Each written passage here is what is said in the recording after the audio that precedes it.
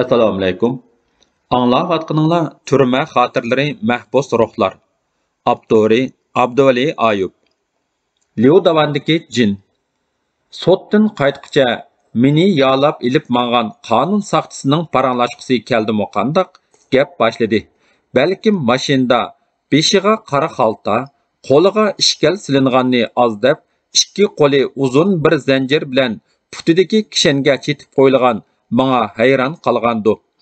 Balkim sot jarayonida burutlari o'sib, kalpuklarini to'sishga boshlagan, chochlari soqollarga qadar oqargan mendek bir odamning yenida 2 soatdan o'ri turib, kechmishimni bilgisi kelgandi.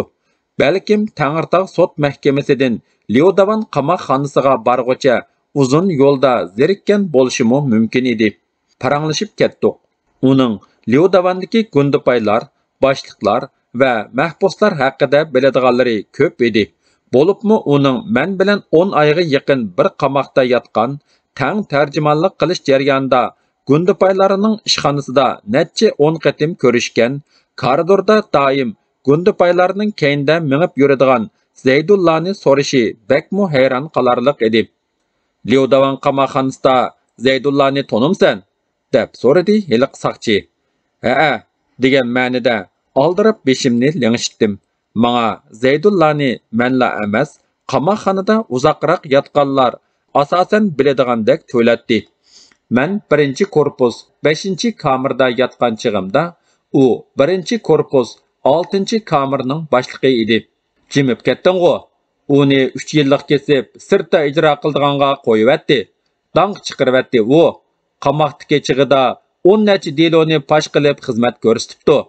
Sen shuncha yuqori ma'lumotli turib, tarjimonlik fursati bersimi Zaydullachilik bo'lolmabsan, ha? Rost gapni qilsam, senla emas, jiq odam undoq bo'lolmaydi. U degan bir jin, deb do'lamga shaplaqlab qo'ydi. Mening kimlikim, qamoqda nima qilib, nima qilmaganligimning qonun soqchilariga qadar bilinib bo'lganligi menga ajablanarlik tuyuldi. Xiyolim men tanishgan kundan boshlab yoqtirmagan, menla emas, Xitoy mahbuslarining eng marazlarimi o'ch ko'radigan, pakar, oq pishmoq, deqmoq kelgan Zaydullaga ketdi. Bundan 10 oylar burun Jangjun degan kamir boshlig'imi uni jin degan edi. Men kelib 2 haftadan keyin Liudavan qamoqxonasidagi 1-korpusga mas'ul gundupaylar boshlig'i Gochiang Zaydulla ikkimizni tarjimon qilib olgan edi. Tunji ko'rishibla ko'zlari o'ynab turadigan bu yigitning raislarga par berding deb so'lab qo'ydi, deb atqan pozi g'idiqimni keltirgan edi.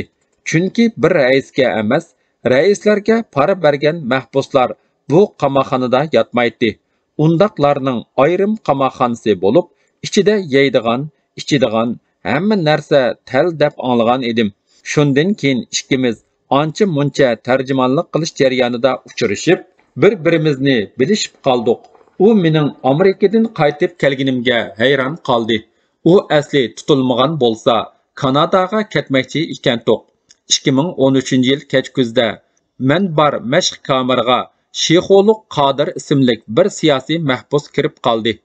Tarjimonlik qilish jarayonida uning ko'zlaridan Xitoycha biladiganligini bayqab qoldim. Dastlabdimi Shexodek Uyg'urdan Xitoy necha 10 hassa ko'p bir yerdan bir Uyg'urning Xitoycha bilmayman degani menga gumonliq tuyulgan edi. Xotira qoldirish jarayonida uning burun nasha sodisi qilib tutilganligi ma'lum bo'ldi. Burunqi bir nasha sodigarining bugun siyosiy mahbus bo'lishi menga uchirmagan bir ish edi. Bir kuni qarasam, Qodir hammaylarni qaritib qo'yib, apchil tahorat ilishga o'ltirib ketibdi. Odatda yangi kirgan mahbuslar hojat qilish uchunmi xili tamtarab, kamir boshlig'idan necha navbat ijozat oladi. Uning bu mardona qiliqi ko'nglimga kelgan gumonni texmi kuchaytdi. Uning shu oqshimi menga: "Bu Xitoylar sizni bek qo'rqityapti. Men sizdek Gochiangning ishxonasiga kirib chiqa oladigan tarjimon bo'lgan bo'lsam, hammasini akada kuzatdim. Xitoy deganni bir kuni haydaymiz-ku" degani barliq gumonlarimni tasdiqlab bo'lgan edi. Uning kameradanmi qo'rqmay, mendan Amerikadagi Uyg'urlarni so'rashlaridan bezor bo'lmoqda edim. Ta'limga 11-oylarda Göçen aval meni tarjimonlikdan qoldirdi. Ondan Qodirni men bar kamirdan Zaydulla boshliq bo'lgan kamirga yo'tkab ketdi. Shundan keyin uning Zaydulla bilan pat-pat Göçenga agishib, koridorda erkin minib yurganlarini ko'rdim. Kamir boshlig'i Jangjunning aytishicha, bu ikkisi quloq bo'lganmish. Qodir bilan Zaydulla hozir Uyg'ur siyosiy mahbuslar bor hamma kamirda navbat bilan yotqili turibdi. Uyg'urcha quloq deyiladigan bu gapning asli Xitoychaning tarjimasi ekanligi meni hayron qoldirdi. Bir kashlik tamoq vaqtida kamirning ro'jikidan menga Qodir tamoqi sunulib qoldi. So'rasam, Zaydulla kirgizibdi. Ma'qul deb olgan bo'lib, sichvanlik bir Xitoyga beravatdim. Bundaq iltifotlar 4-5 qitim takrorlangandan keyin bir kuni Zaydulla kamirning oldiga kelib, Rujakdan menga o'zining inglizcha o'rganish o'yi borligini, mening bu mashq kamirda yetib isrof bo'lib ketganimga faqat chidamaydiganligini, agar xohlasam meni o'zi bor kamirga yo'tkab chiqish orzusi borligini aytdi. Men bu kamirdan boshqa kamirlarga chiqsam, qichqoqning yo'qib, texmo adab ketadiganligini bahona qildim. Umu qichqoq degan gapni anglab, osonla voz kechdi. Bir kuni Jangjun kamir boshliqlar yig'iniga chiqib ketib, Zaydullani tillab kirdi. U bir jiniga 17 dilo pash qilib mukofotlanibdi. Göçen qolgan kamir boshliqlarini Zaydullaga silishtirib, yaramasdan yaramasqa silib, rasa adibini beribdi.